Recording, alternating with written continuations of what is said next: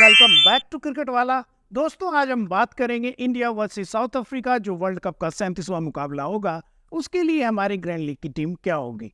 तो दोस्तों, grand league की टीम बनाने के लिए और ग्रैंड लीग को जीतने के लिए हमारे पास 4 चीजों का होना बहुत ज्यादा जरूरी है। वीडियो होगी बहुत इंपॉर्टेंट, शुरू से आखिर तक अगर आप देखेंगे तो कुछ बहुत बेहतर ही समझेंगे और आप ग्रैंड लीग क्रैक करने के बहुत पास पहुंच जाएंगे। तो हमारे पास यहाँ पर सबसे पहले जानकारी होनी चाहिए पिच रिपोर्ट की, यानी पिच का नेचर किस तरह का है, कितने रन इस पर बन सकते हैं, कौन से गेंदबाज यहाँ पर इफेक्टिव हो सकते हैं, क्या वो तेज गेंदबाज होंगे, क्या वो स्पिनर्स होंगे और कितने ऑलराउंडर्स हम यहाँ पर खिला सकते हैं।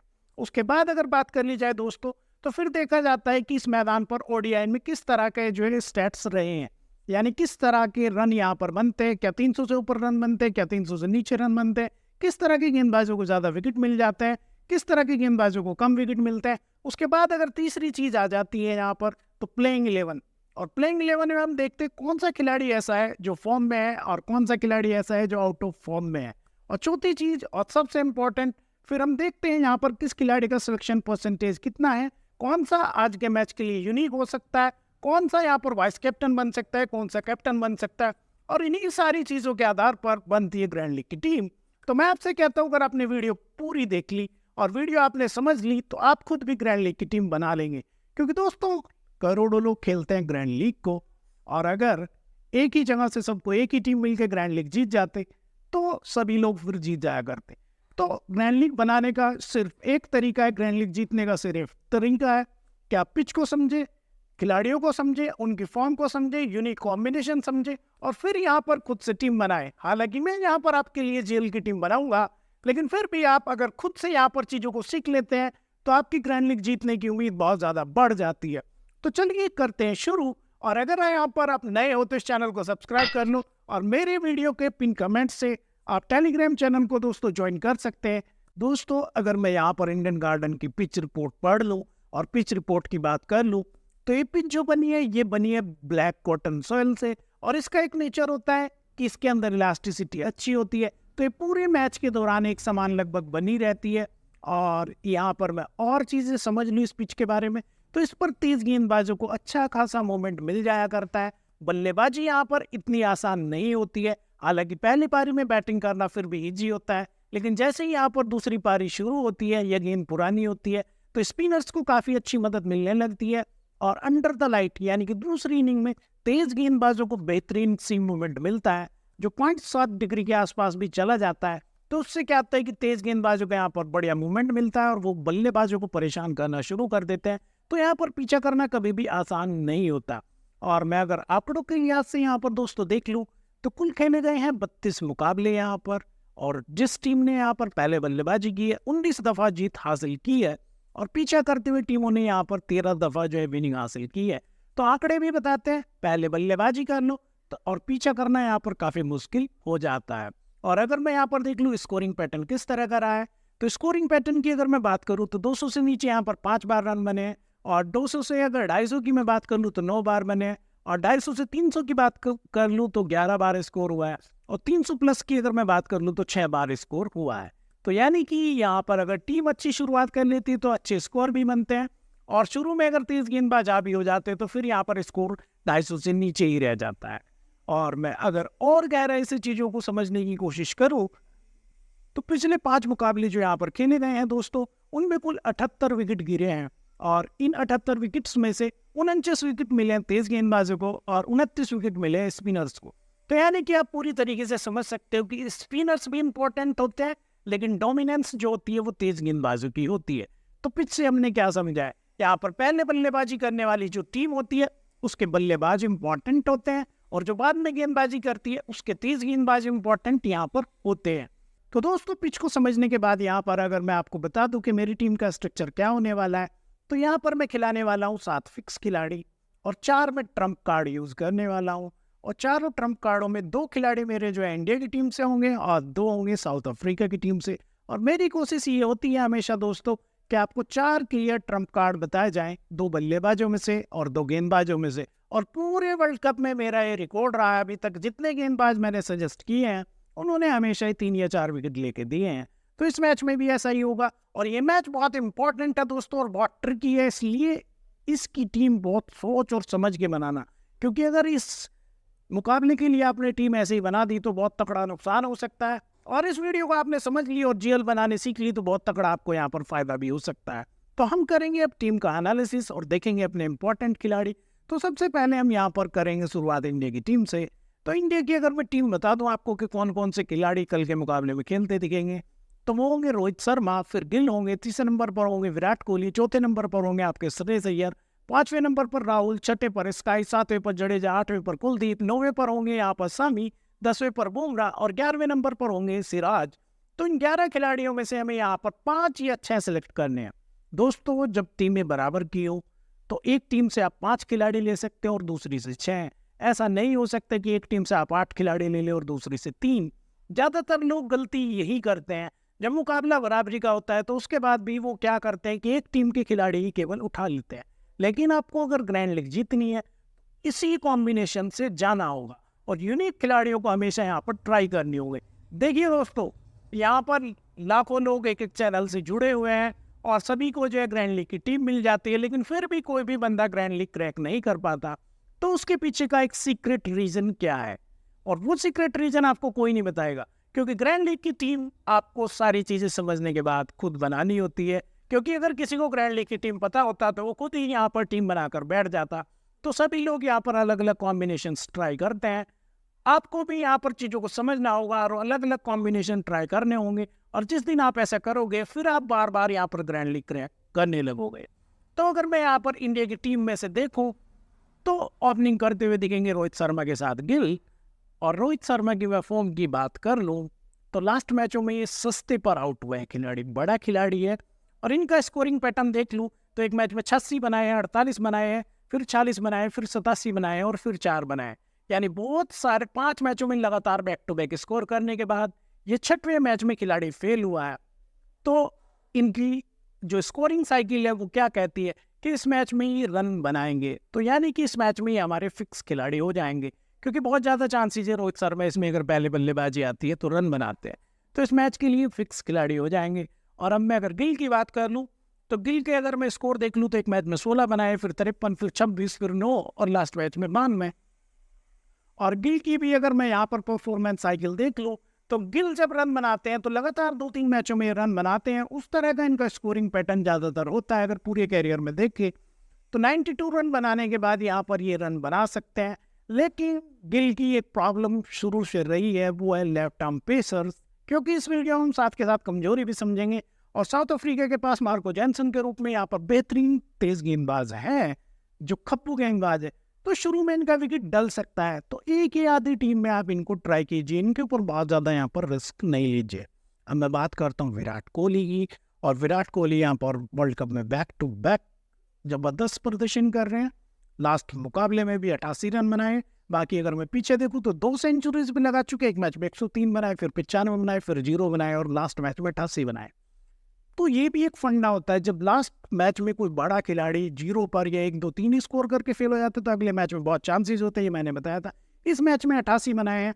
और ओवरऑल अगर रिकॉर्ड में देख के बता दूं तो साउथ अफ्रीका के खिलाफ विराट कोहली का प्रदर्शन बहुत डिसेंट सा होता है, और इंडियन गार्डन के मैदान पर भी विराट कोहली का बल्ला दबा कर चलता है। यहाँ पर अगर पीछा करते हुए कोहली खेलते हैं तो एक टीम में इन्हें आप वाइस कैप्टन बना दीजिए, बहुत इंपॉर्टेंट यहाँ पर पिक हो जाएंगे। चौथे नंबर पर दिखेंगे श्रेयस अय्यर। लास्ट मैच में ये मेरे ट्रम्प पिक थे, और इस मैच की अगर मैं बात कर लूँ तो ज़्यादातर टीमों से मैं इनको ड्रॉप करके चलने वाला हूँ, क्योंकि बाउंसर इनकी एक बहुत बड़ी कमजोरी रही है। और साउथ अफ्रीका के खिलाफ कोट जी इनको आउट कर सकते हैं और रबाडा भी इनको आउट कर सकते हैं। 2 तेज गेंदबाज उनके पास ऐसे हैं जो मिडिल फेज में इनको आसानी से आउट कर सकते हैं। और रही इस मैच की बात तो श्रेयस अय्यर का जो है 32% का सिलेक्शन है। पिछले मैच में इनका 14% का सिलेक्शन था, हमने ट्रम्प लिए थे और ये हमारे लिए जो है ग्रैंड लीग जिता के लिए आए थे। और इस मैच की बात करूँ तो 32% लोगों ने सेलेक्ट किया। इंपॉर्टेंट खिलाड़ी हो सकते हैं, लेकिन ज़्यादातर टीमों में आप इनको ड्रॉप करके चलिए, केवल जेल की टीम में ही आप इनको एक आदमी ट्राई कर सकते हैं। उसके बाद आएंगे राहुल लोकेश। और राहुल लोकेश की अगर मैं फॉर्म की बात कर लूँ तो एक मैच में 19 बनाए, फिर 34, फिर 27, फिर 39 और फिर 21। और इनका अगर मैं ओवरऑल कैरियर ग्राफ देख लूँ तो इस तरह का डिप कभी नहीं होता है कि 6-7 मैचों में 5-6 मैचों में 50 ना बनाए। और 47% का सिलेक्शन है, तो इस मैच के लिए पहला ट्रम्प पिक मेरा हो जाता है यहाँ पर राहुल लोकेश। अगर इंडिया पहले पीछे से बल्लेबाजी करती है। उसके बाद छठे नंबर पर देखेंगे आपको स्काई, और स्काई का 8% का सिलेक्शन है। लास्ट मैच में भी से पहले भी उनका 2% का सिलेक्शन था जब वो ट्रम्प पिक हुए थे, ड्रीम 11 में आए थे, की ग्रैंड टीम में आए थे। इस मैच के लिए अगर आप यहाँ पर एक रिस्क ले सकते हो तो जेल में आप इन्हें ट्राई कर सकते हो। रही इनकी कमजोरी की बात, तो बहुत ज़्यादा इनकी कमजोरी है नहीं। तेज गेंदबाजों को भी अच्छा खेलते हैं, स्पिनर्स को भी अच्छा खेलते हैं, बस इनकी एक ही कमजोरी है कि अगर ये 30 ओवर के पहले आ जाते तो उस टाइम पे ज़्यादा अच्छी बल्लेबाजी नहीं करते। लेकिन अगर यहाँ पर 10, 12, 15 ओवर ही बचे हुए हो तो ये बहुत अच्छी हिटिंग कर लेते हैं। इस मैच के लिए मेरा प्रेडिक्शन रहेगा, अगर इंडिया पहले बल्लेबाजी करती है और उनको मौका मिलता है तो 50 से 60 रन जरूर बनाएंगे। फिक्स खिलाड़ी हैं और इम्पॉर्टेंट खिलाड़ी हैं, और जीएल में आप एक टीम में इनको डेफिनेटली ट्राई करें। वाइस कैप्टन या कैप्टन ना बनाए, लेकिन एज एन प्लेयर आप इनको जरूर ट्राई करें। उसके बाद यहाँ पर दिख जाएंगे इंडिया के गेंदबाज, और गेंदबाजों से अगर मैं बात करूँ तो जडेजा होंगे, कुलदीप होंगे, सामी होंगे, सिराज होंगे और बुमराह होंगे। और जडेजा की बात करूँ तो 63% का इनका सिलेक्शन है। हाल फिलहाल की गेंदबाजी की इनकी फॉर्म की बात करूँ तो एक मैच में 2 विकेट लिया, फिर 2 विकेट लिया, फिर कोई विकेट नहीं लिया, और फिर एक विकेट लिया है 2 मैचों में। लास्ट मैच में 35 रन बनाए थे। तो लोअर डाउन द ऑर्डर बल्लेबाजी भी कर लेता है क्योंकि ऑलराउंडर खिलाड़ी है। यहाँ पर अगर इंडिया एक बड़े से स्कोर का पीछा कर रही है तो तभी आप इन्हें टीम में ट्राई करें, अदरवाइज इन्हें ज़्यादातर टीमों में आप ड्रॉप करके चलने का रिस्क ले सकते हैं। बाकी लेफ्ट आर्म ऑर्थोडॉक्स स्पिनर है।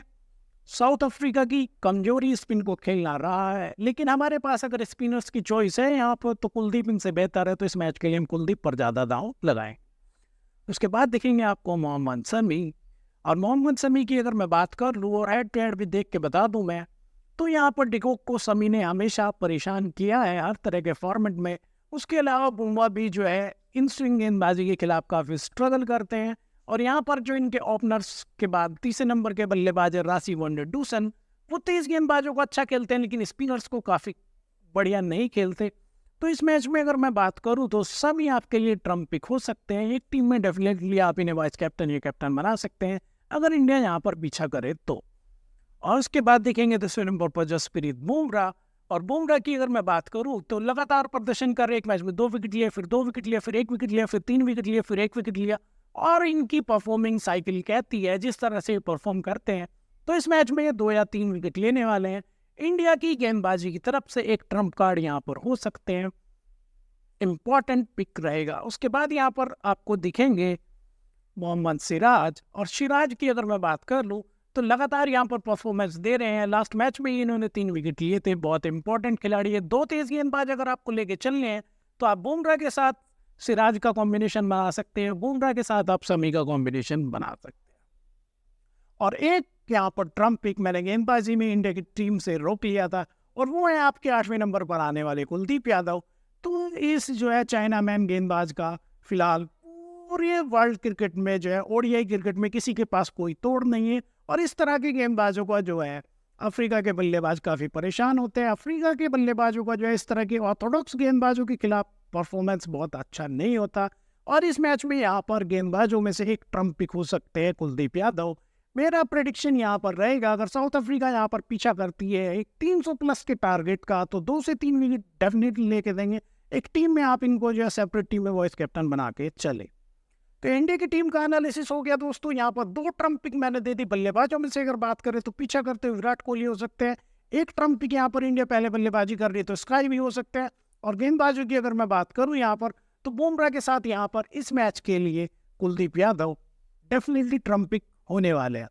तो 2 ट्रम्प पिक यहाँ पर बेसिकली हो सकते हैं। वैसे तो 4 ट्रम्प पिक है। एक तो यहाँ पर जो है स्काई को आप ट्राई करें, ये ट्रम्प पिक हो जाएंगे, और यहाँ पर कुलदीप यादव को ट्राई करें, ये भी एक ट्रम्प पिक हो जाएगी। उसके बाद अगर मैं साउथ अफ्रीकन 11 की बात कर लूँ दोस्तों तो यहाँ पर अफ्रीका की तरफ से ओपनिंग करते हुए दिखेंगे आपको डिकॉक के साथ में बुमराह, और डिकॉक की फॉर्म कहती है कि इन्होंने तहस नहस किया हुआ है पूरे टूर्नामेंट में। बैक टू बैक 3 यहाँ पर ग्रैंड लीग हमारी टीम को जितवाई है इन्होंने। और इस खिलाड़ी की फॉर्म की बात कर लूँ तो 4 सेंचुरी वर्ल्ड कप में लगा चुके हैं, कोई खास कमजोरी नहीं है, लेकिन ऑफ स्पिनर्स इनको तंग करते हैं। तो इंडिया यहाँ पर अगर चेंजेस करके ऑफ स्पिनर यहाँ पर अगर कल खिलाता है स्पिन वगैरह को तो इम्पोर्टेंट वो भी हो सकते हैं। बाकी अगर मैं देखूँ यहाँ पर डिकॉक, तो डिकॉक के लिए मैं इस मैच में ड्रॉप करके ही चलूँगा। इंडिया की गेंदबाजी को देखते हुए मैं डिकॉक की फॉर्म में आने की संभावना इस मैच में बहुत कम है। तो ज़्यादातर टीमों में यहाँ पर डिकॉक को ड्रॉप करके चलूँगा, एक आधी टीम में आप इनको जेल में ट्राई कर सकते हैं। उसके बाद यहाँ पर देखेंगे पहले ट्रम्प पिक साउथ अफ्रीका की तरफ से जो हो सकते हैं यूनिक, 6% का सिलेक्शन है यहाँ पर तेम्बू बुमवा का। और इनकी अगर मैं फॉर्म की बात कर दूँ तो इनके पास फॉर्म नहीं है, लेकिन जीएल में यूनिक और रिस्क लेके चलना पड़ता है। और यूनिक और रिस्क होने के साथ साथ दोस्तों यहाँ पर खिलाड़ी की क्वालिटी देखी जाती है। तेम्बू बुमवा की अगर मैं बात करूँ तो इनकी क्वालिटी ज़बरदस्त है, वाइट बॉल क्रिकेट के शानदार बल्लेबाज है, लंबा स्कोर करने की क्षमता है, लेकिन अभी तक किया नहीं है। तो हमारी उम्मीद है इस मैच में यहाँ पर अगर ये पहले बल्लेबाजी करते हैं तो लंबा स्कोर करने वाले हैं। बहुत ज़्यादा इनकी कमजोरी नहीं है, बहुत टेक्निकल साउंड बल्लेबाज है। इस मैच के लिए पहले ट्रम्प पिक तेम्बू बुमवा, तो 2 ओपनर्स में से एक के साथ जाना तो बुमवा पर आप ज़्यादा ट्राई करें। उसके बाद तीसरे नंबर पर दिखेंगे यहाँ पर वांडे डूसन। और वांडे डूसन की कहानी यही रही है, जहाँ स्पिनर दिखते हैं वो आउट हो जाते हैं, और बैक टू बैक 6-7 गेमों में वो स्पिन के खिलाफ ही फंसे हैं, चाहे वो स्पिनर हो चाहे लेग स्पिनर हो, हर तरह के स्पिन के खिलाफ उनका स्ट्रगल जारी रहता है। फॉर्म की बात करूँ, तगड़ी फॉर्म में लास्ट मैच में 133 रन उन्होंने बनाए। और इस मैच के लिए मेरा प्रेडिक्शन रहेगा कि वो बहुत जल्द ही इंडिया के स्पिनर्स के खिलाफ आउट हो जाएंगे। इस मैच में आप इनको ड्रॉप करने का रिस्क ले सकते हैं, क्योंकि ये जो क्लियर बातें होती है कि आप ड्रॉप कर सकते हैं नहीं कर सकते, तो वो मैं बताता हूँ और कोई आपको बताने वाला नहीं है, सब आपको उलझाने वाले हैं। उसके बाद चौथे नंबर पर दिखेंगे आपको मार्करम, इंपॉर्टेंट पिक है, फिक्स खिलाड़ी है, ज़्यादातर टीमों में आप इनको ट्राई करें, 61% का सिलेक्शन है। इनकी फॉर्म की अगर मैं मार्करम की बात कर लूँ तो सेंचुरी लगाई है इन्होंने यहाँ पर, और फिर रिसेंट की भी देख लूँ तो 42 रन बनाया, 60 रन बनाए, 91 रन बनाए, और लास्ट मैच में भी 6 रन पर नॉट आउट गए थे। तगड़े खिलाड़ी हो सकते हैं। 5वें नंबर पर यहाँ पर दिखेंगे इनके विकेट कीपर्स, और विकेट कीपर्स में मैंने बात कर ली, अगर यहाँ पर इंडिया पीछा करती है तो राहुल के साथ चले जाइए, साउथ अफ्रीका पहले बल्लेबाजी करती है तो हेनरी क्लेसन के साथ चले जाइए। और क्लेसन की अगर मैं फॉर्म की बात कर लूँ तो एक मैच में 103 बनाए, 90 बनाए, 12 बनाए, 15 बनाए, कोई खास कमजोरी नहीं है। बाउंसर्स के खिलाफ थोड़ा सा यहाँ पर फंस जाते हैं, लेकिन स्पिनर्स को खेलने वाले दुनिया में सबसे बेहतरीन खिलाड़ियों में से एक है। तो 20 के फेज में यहाँ पर इंडिया ज़्यादा बाउंसर्स का शायद यूज़ करे तो इम्पोर्टेंट पिक हो सकते हैं, अगर साउथ अफ्रीका शुरू में बल्लेबाज सर्वाइव कर लेते हैं। उसके बाद 6ठे नंबर पर दिखेंगे एक और ट्रम्प पिक खिलाड़ी, यहाँ पर 21% का सिलेक्शन है, डेविड मिलर। और बड़े मुकाबले जब होते हैं तो वहाँ पर एक्सपीरियंस भी एक इम्पॉर्टेंट रोल प्ले करता है, तो इस मैच में एक्सपीरियंस के ब्याप पर आप इनको जो है एक टीम में जगह दे सकते हैं, इम्पॉर्टेंट खिलाड़ी हो जाएंगे। उसके बाद दिखेंगे यहाँ पर साउथ अफ्रीका की गेंदबाजी लाइनअप, जहाँ पर जेनसन दिखेंगे, आपको कोटजी दिखेंगे, महाराज दिखेंगे, रबाड़ा दिखेंगे और एनगिडी दिखेंगे। तो 86% का सिलेक्शन है यहाँ पर मार्को जेनसन का। और मार्को जेनसन की अगर मैं फॉर्म की बात करूँ तो लगातार 4 मैचों में 2-2 विकेट लिए हैं, फिर लगातार 2 मैचों में यहाँ पर 3-3 विकेट लिए हैं। बल्ले से गेंद से इस गेंदबाज ने आग लगाई हुई है, तो अगर आप इनको लेके चल रहे हैं यहाँ पर तो फिक्स खिलाड़ी की तरह आप इन्हें यूज करें, क्योंकि गेंद या बल्ले से परफॉर्म करने वाले हैं, बहुत इंपॉर्टेंट खिलाड़ी है। एक जीएल टीम में आप इनको कैप्टन या वाइस कैप्टन बना सकते हैं। उसके बाद यहाँ पर 42% के सिलेक्शन के साथ आ जाएंगे कोटजी। तो जिस तरह से यहाँ पर बल्लेबाजों में मैंने आपको बताया कि बुमवा या मिलर यहाँ पर आपके लिए ट्रम्प पिक हो सकते हैं, उसी तरह से गेंदबाजों की बात की जाए तो ये left arm fast bowler Coetzee India के खिलाफ इस मैच के मेरी गेंदबाजों में पहली एक ट्रम्प पिक हो जाएंगे। इनके रिसेंट की अगर मैं फॉर्म की बात कर लूँ तो एक मैच में 3 विकेट लिए, फिर 3 विकेट लिए, और लगातार 2 मैचों में 2-2 विकेट लिए हैं।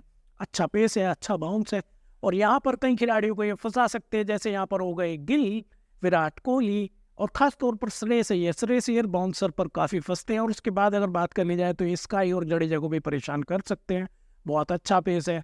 एक टीम में डेफिनेटली आप इनको जेल की ट्राई करें, इंपॉर्टेंट हो जाएंगे।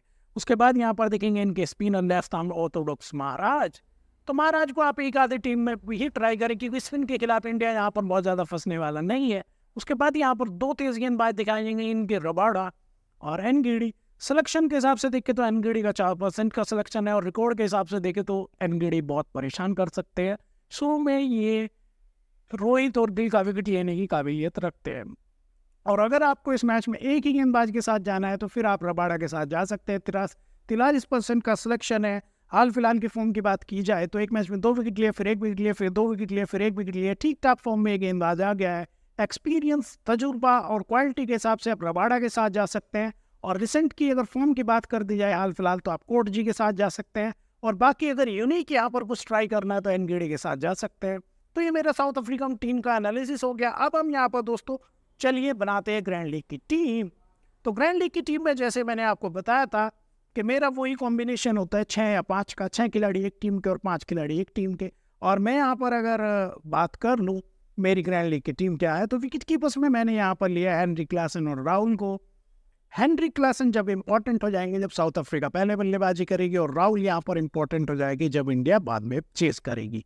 और बल्लेबाजों की बात करूँ तो 5 प्योर बल्लेबाज लिए मैंने, विराट कोहली, शुभमन गिल, डेविड मिलर, तेम्वा बुम्बा और सूर्य कुमार यादव। और टॉप ऑर्डर के कुछ खिलाड़ियों को मैं इसलिए छोड़ रहा हूँ कि दोनों टीमों के तेज गेंदबाजों की फॉर्म बहुत तकड़ी है, और इंडिया ने पूरे टूर्नामेंट में किसी भी टीम के ओपनर्स को बहुत ज़्यादा चलने नहीं दिया है, और वही कहानी यहाँ पर साउथ अफ्रीका की रही है। तो एक आधी टीम में आप ओपनर्स ड्रॉप करके चलने का दोस्तों रिस्क ले सकते हैं। उसके बाद यहाँ पर बात करूँ मैं ऑलराउंडर्स की, तो ऑलराउंडर में मैंने यहाँ पर मार्को जेनसन को लिया है। और अगर आप इनका रिप्लेसमेंट तलाश रहे हैं तो फिर यहाँ पर इंडिया की तरफ से इनका रिप्लेसमेंट आपको जडेजा मिलता है। तो 3 तेज गेंदबाज, मैंने गेंदबाजों की बात की जाए 3 गेंदबाज लिए है, मोहम्मद शमी है, कुलदीप यादव है और कॉट जी है। मोहम्मद शमी की बात की जाए तो बैक टू बैक तकड़ी फॉर्म में, कुलदीप यादव की बात की जाए तो चाइनामैन गेंदबाज है। दुनिया में इस तरह के 3-4 ही गेंदबाज बचे हुए हैं, इंपॉर्टेंट हो जाएंगे क्योंकि साउथ अफ्रीका की कमी है चाइनामैन, खासतौर पर स्पिन को खेलने की। और एक और खिलाड़ी यहाँ लिया है मैंने, गेराल्ड कोट जी। तो मैं कोट जी की अगर बात करूँ तो बहुत यूनिक खिलाड़ी है, पेस इनके पास बहुत ज़बरदस्त है। तो ये मेरे 11 खिलाड़ी हो गए। ये टीम जब बेहतर करेगी यहाँ पर, जब इंडिया यहाँ पर पहले बल्लेबाजी करे, तो बाकी फाइनल टीम क्या होगी उसके लिए टेलीग्राम पे मेरे आ जाना दोस्तों, वीडियो का पिन कमेंट से। और कैप्टन और वाइस कैप्टन की इस मैच के लिए बात कर दूं तो वाइस कैप्टन मैं इस मैच के लिए बनाऊंगा विराट कोहली को, और कैप्टन के लिए मेरी पिक यहाँ पर भिड़ जाएगी शमी या गेराल्ड कोट जी में से। और बाकी बल्लेबाजों में से आपको कोई ट्राई करना है तो फिर आपको टॉप के और बल्लेबाज लेने होंगे। तो